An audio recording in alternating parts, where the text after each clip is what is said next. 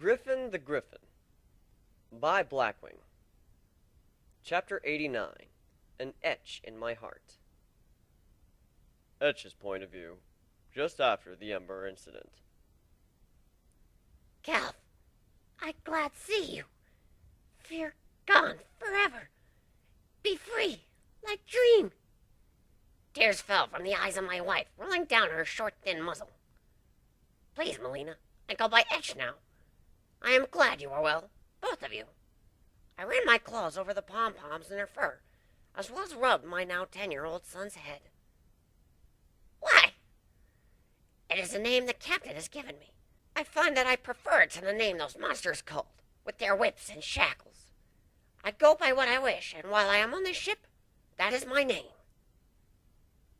You speak refined? I owe much to that magnificent bastard. He taught me to read and write and to think. As much as this is a warship, it is also a place of discovery and science and magic. I rolled a gem in my paw, which glowed with the familiar inner light of magic, which she immediately threw into her mouth with a crunch and swallowed. Now, we can't be doing that. There are many things that are more tasty than gems, but you'll learn about that as well. For now, I think we should go to see Griffin. We've spent a great deal of time catching up. I think we should go give him an introduction, and our respects considering he's in the hospital now. We walked down to the medical bay and found him lying in bed on his back, with white silk sheets covering his lower half. He was scribbling something on the parchment, and when he noticed the three of us enter the room... Etch, good to see you. You've been fairly absent for the past week. I'm glad you found your family. Is this them? This is my wife, Melina, and my son, Grog. Grog? We were drunk when we named him. He looked at them curiously, tilting his head to the side. Well, it's nice to meet you. Something is making him feel awkward. I just wish I knew what. Griffin's point of view. His wife is a poodle! Must not laugh. His son looks a bit like Growl, though. Just mini. Etch's point of view. You think. The phrase is thank you, dear. I understand the sentiment. It's the thought that counts. And you're welcome. The captain replied. My son said hesitantly as he looked into the captain lying on bed. Hey, come on over. Don't be shy. He slowly walked over and looked at Griffin intently, struggling to bring up his voice as he asked what he wanted. In the mines, Griffins were nice. Other slaves snuck gems for me. Kept warm. Many thanks. Can I pet you? The captain's eyes seemed confused for a moment, maybe a little shocked, before he smiled. Sure, go ahead. Grog walked over and put a paw on the captain's head, then slowly rubbed his feathers before backing away with a smile of his own. All right, you little scamp. How about you head down to the mess hall with your mother, and tell Maria I said to give you some clam shells. Oh, and be sure to use manners. Never had seashells before? They're good, like saltwater taffy. Oh, you haven't had that either. Well, we'll just have to get some. You'll see. Actually, Etch, can you stay here a moment? I'd like a word with you. After my family exited the medical ward, I looked up to Griffin, a bit nervous at what he wanted of me. Etch, you've been with us for a while, and you're an important part of the crew. Do you remember what you said your reason for joining us was? Well, one, I had nowhere else to go. But more importantly, I wanted to find my family. That's right. And now you've found them. And that desire has been fulfilled.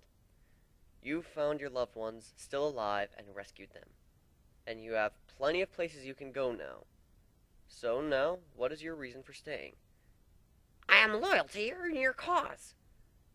Well, you see, the thing is, that's not enough.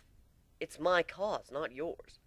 I'm glad you're here, and I'd like you to stay, but as I always said, just so you know, Staying here with the crew has always been an option, not a requirement. You found your family, and I wouldn't want to get in the way of your happiness because you feel obligated to continue, just because you feel gratitude. Are you telling me to leave? Not at all. I won't kick anyone off the ship unless they do something terribly wrong.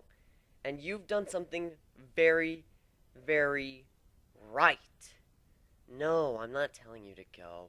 All I'm doing is reminding you that if you want to, you can. I won't hold you back.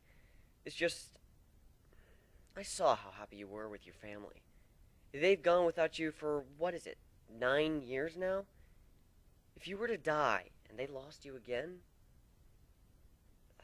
alright, I'm just thinking what would be best for them, you know? In the end, it's your choice what you want to do.